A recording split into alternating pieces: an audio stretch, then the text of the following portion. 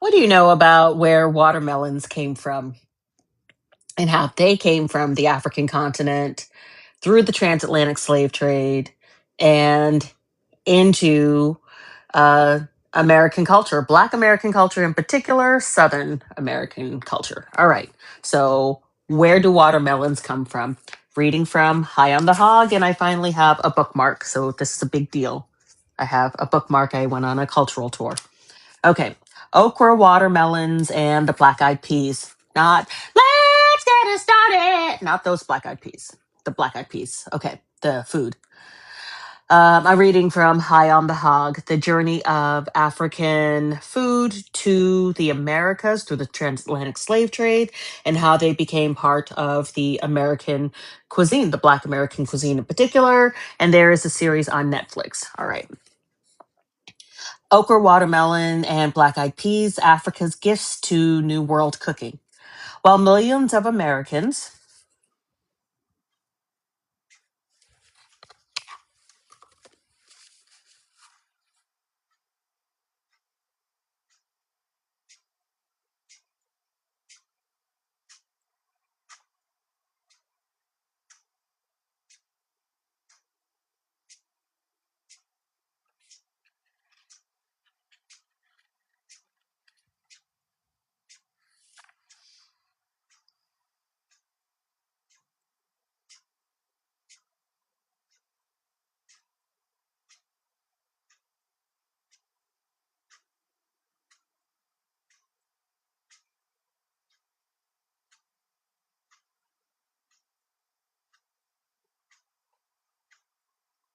okay,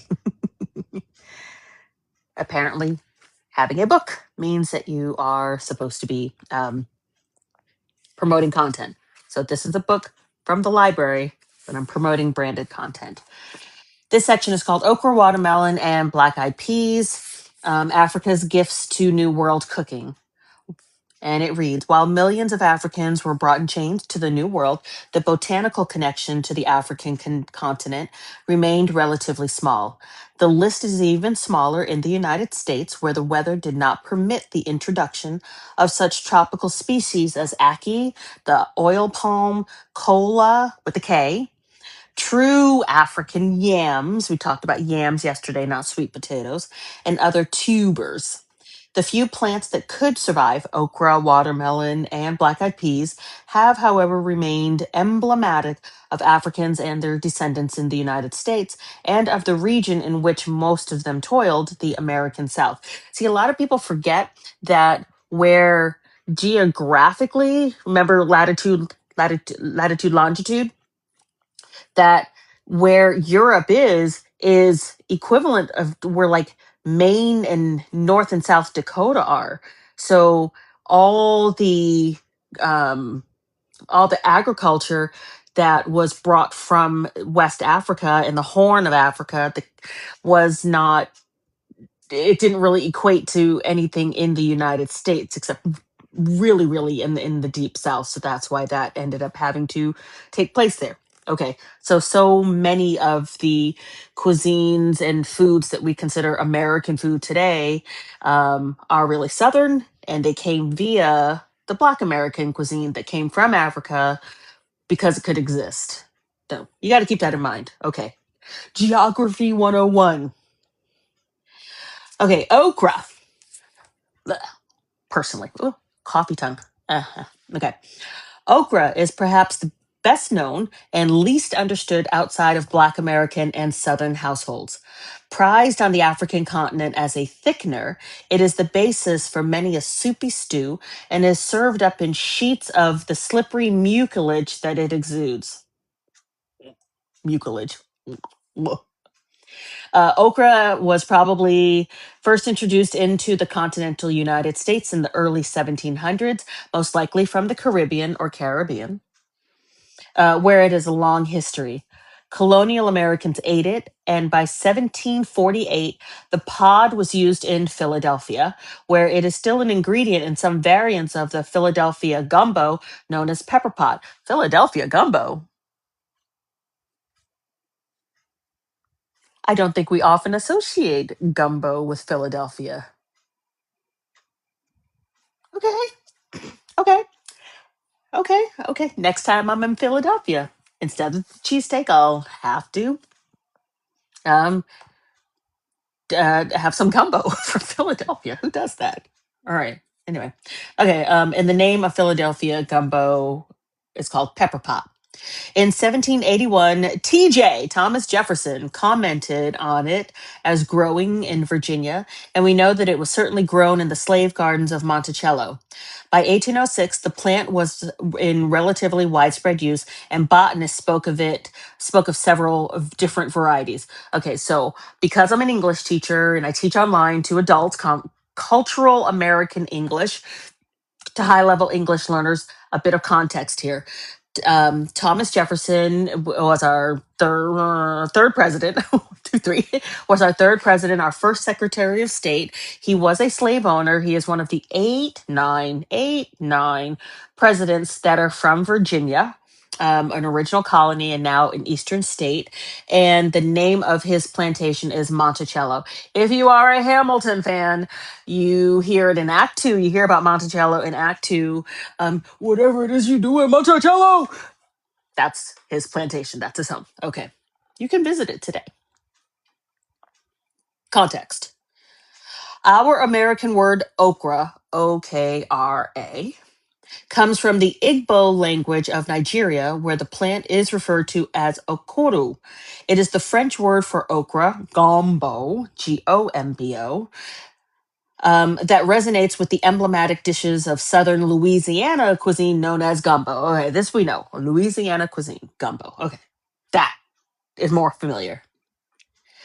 Although creolized and mutated, the word gumbo harks back to the Bantu languages, in which the pod is known as Ochin gumbo or Gween gumbo. The word clearly has an African antecedent, as do some soupy stews that it describes, which are frequently made with okra. I don't actually know what makes stews soupy. I don't cook. I Trader Joe's. If it's not in the Trader Joe's frozen aisle, I probably don't cook it. That's about the most use my pots get. That's why this topic is so interesting to me as someone that does not cook at all, but loves watching the joy or passion brought by someone who likes to put their foot into a meal for the family that takes 3 days to prepare. Never. Would never. Would never. Would never. Would never. Would never. Watermelon has been so. This is great for the 4th of July. Today is Independence Day for the United States for white people. And, well, most white people. It wasn't for the Irish. And watermelon is going to be consumed today. It is a summer fruit. And this is great that we're reading about this today. All right. What is the stigma with watermelon? Watermelon has so been connected with Black Americans that it is not surprising to learn that the fruit is believed to have origins on the African continent. Pictures of watermelon appear in Egyptian paintings, tomb, Egyptian tomb paintings, and in southern Africa, they have been used for centuries by the Khoi and San of Kalahari. Ooh, I went on a safari in Kalahari. More than 90% water. The fruit is useful in areas where water may be unsafe, and it is also especially prized to cool folks down in hot weather. That's a really good idea. That's something to keep in mind. I know we think watermelon, oh, it's a fruit. It's a fruit. But as someone that has definitely had issues in Mexico because I made the mistake of brushing my teeth with the faucet water. I didn't drink the water. I understood. You don't drink the water. I forgot about brushing teeth. So apparently that counts. Anyway, not that I'm saying brush your teeth with watermelon. The point is hydration. In places where you can't have hydration through the water source directly, yeah, having it through watermelon and a melon is a good idea. I like that. La, la, la, la, la. Okay, watermelons arrived in the continental United States fairly early on in the 17th century and were taken to heart and stomach rapidly as new cultivars were developed that were more suitable to the cooler weather. As with okra, watermelon has been indelibly connected to Black Americans. Indeed, some of the most virulent racist images of Black Americans produced in the post Civil War era involve African Americans and the fruit. Watermelon became so stereotypically African American that Black comedian Godfrey Cambridge in the 1960s developed a comedy routine about the travails of an upwardly mobile Black man trying to bring home a watermelon without being seen by the neighbors in his upscale white community. Godfrey is that comedian that used to like rah rah rah take a sledgehammer to watermelons. Is a white guy, so I never understood him, but I know he gave out ponchos to like the first three rows of his audience. I guess that was something. Um, Godfrey declared he couldn't wait until a square watermelon was developed that would defy detection. Side note, it has been invented. In the late 20th century, the Japanese perfected a square watermelon that could be stacked. I need to see this. I need to see a square watermelon. So I will be going back to Japan just to see a square watermelon. I'm sure they have it in an Asian market. Huh. No, because I want to go to Tokyo Disney. So yeah, there's a reason to go. National attitudes about watermelon have changed, but the fruit and its stereotyped history still remain a hot button issue for many. Before Fergie sang with a music group known as the Black Eyed Peas, the vegetable was perhaps best known as an ingredient in the South Carolina purloo, or composed rice dish or pilaf, known as hoppin' john. Oh, hoppin' john. Now in Florida, have never had hoppin' john while I lived in Florida. Never heard of it. But I'm in South Florida, so that's not the South. And it wasn't until I went to the Blacksonian, or the National Museum of African American History and Culture in DC, which I highly suggest, but do take 4 days to do it. We took 4 days to do it because you want all four levels not to be interrupted. Anyway, the restaurant in there, it will serve food specific to the theme of the museum. So indeed, I did have some Hoppin' John for the first time and had it again. I went looking for it. It was yum num num num num num num David. Okay, back to Fergie, Black Eyed Peas, rice pilaf, hoppin' john. Okay, legumes are among the world's oldest crops. They have been found in Egyptian tombs, and turn up in passages in the Bible. The black eyed pea, which is actually more of a bean than a pea, was introduced into the West Indies from Central Africa in the early 1700s and journeyed there into the Carolinas. That makes it sound like a lovely journey. God. The pea with the small black dot is considered especially lucky by many cultures in Western Africa. While the pea was certainly not lucky for those who were caught and sold and trafficked into slavery, the memory of the luck is it was supposed to bring in West Africa lingered on among the enslaved in the southern United States, and the hoppin' john that is still consumed on New Year's Day by Black and white Southerners alike is reputed to bring good fortune to all who eat it. All right, so cultural lesson. Again, as an English language tutor to high level English speakers who are working with Americans and want more information about how Americans utilize the language and the culture because they're working with Americans, not just want to be better with grammatically with the language. That's who I tutor. Here is some cultural context. So, one of the traditions on New Year's Day is to eat or consume certain things in certain order. For Black Americans, it is black eyed peas. So, all on December 31st, you will be able to smell the waft of there being lovely pot of black eyed peas with some ham hocks cut into it. Collard greens are going to go with it as a whole meal, and you just need to have maybe about 3 tablespoons full if that's not your thing, but you have to have it. All right, and that you can have at any point of the day on New Year's Day, whereas someone else's culture, is it the Puerto Ricans? Puerto Ricans, Dominicans. Uh, uh, Puerto Ricans, Dominicans. Oh, it might be the Nicaraguans. I could have gotten it from it any. Huh. Anyway, you have to eat 12 white grapes at the stroke of midnight, one after the other within the first minute. So, and then someone else, my students taught me that you have to get under the table. I don't know where that one came from. I don't know where that one came from. I'll have to do a little more research. But yeah, that's a New Year's tradition. So be prepared for those. Everyone has traditions. Here's another one. They won't do this in Iowa. It is not a white American tradition. It is not an Asian American tradition. Have to know that there are different cultures in the United States, and those things are going to show up that that will not be on an episode of Friends. So take into account who you're with. All right. But as came okra, watermelons, and black-eyed peas, so came sesame and sorghum. The African continent is also responsible for our eternal confusion about yams and sweet potatoes. Not the same. Some variants of true yams are African in origin.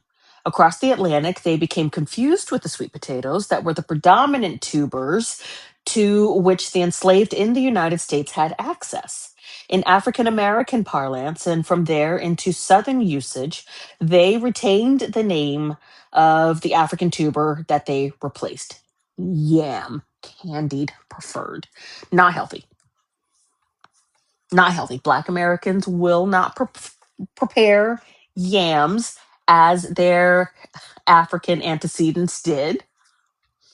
For us, it is a delicacy side dish that is absolutely coated in brown sugar and schmellows, toasted marshmallows. It's a thing. It's a thing. Don't you eat that every day. It is a holiday food side dish. Peanuts in New World in origin.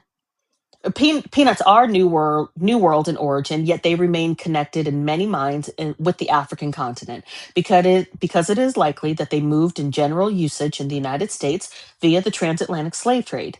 They returned to the northern part of their native hemisphere, complete with an African name that derived from the Bantu word nguba, meaning ground nut, goober.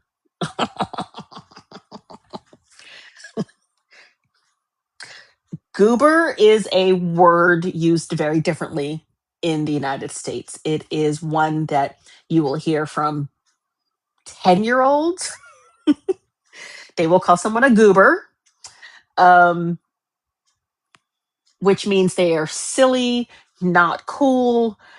But it's funny because it's not a curse word. It is not polite conversation and should not be used in the boardroom, but it's funny. Ugh, you're such a goober, right? Because it sounds like booger, which is where I think they thought it came from. But words go through a whole journey and become something else. So goober is a different name from the Bantu word nguba,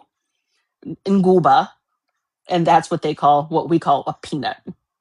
I will officially be referring to peanuts as goobers from now on.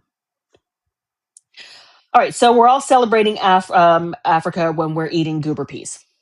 Whether in the slip of okra in a southern Louisiana gumbo, the cooling sweetness of a slice of watermelon on a summer day, like today, woo, woo, woo, 4th of July, or the luck of a New Year's black-eyed pea, the African continent is the origin of many Black American foodways. From its ingredients to its techniques and its hospitality rituals and ceremonies, the continent has remained a vivid memory, one that has left its mark on its displaced children in the New World.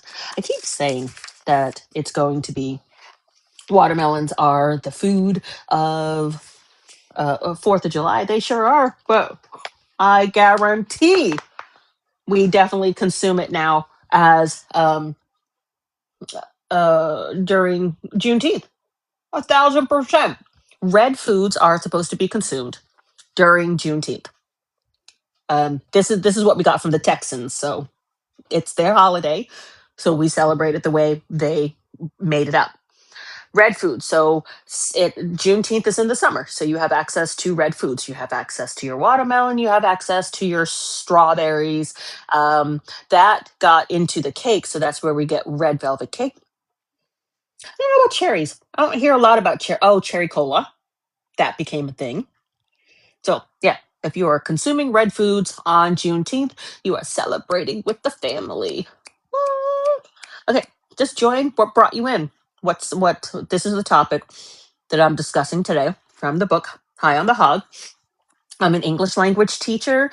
I teach high level English students who are adults who are already working with Americans and have been speaking with, but sometimes don't always know what the subtext is or the cultural context. So I like reading banned books because banned books tend to be banned because they are about the American culture that are not often discussed on an episode of Friends or mainstream America, as it were.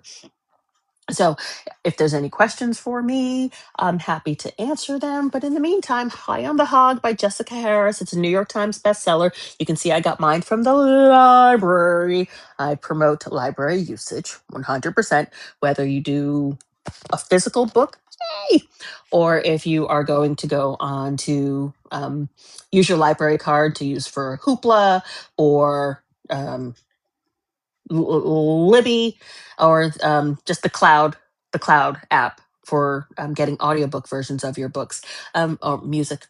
Utilize your local library.